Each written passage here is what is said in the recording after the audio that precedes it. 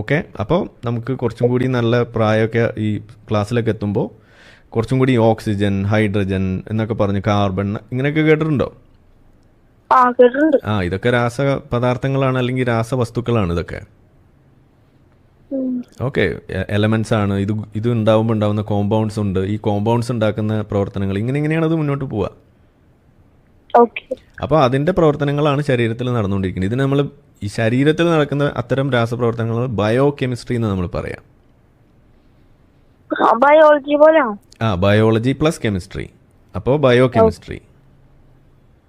ഇപ്പൊ പിടിയിട്ടോ? അപ്പൊ ഇനി റൂഹുണ്ടോ?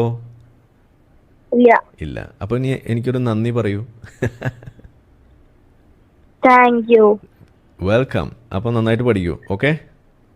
അസ്സലാമു അലൈക്കും വറഹ്മത്തുള്ളാഹി വബറകാതുഹു. വഅലൈക്കും അസ്സലാം വറഹ്മത്തുള്ളാഹി വബറകാതുഹു. ഓക്കെ.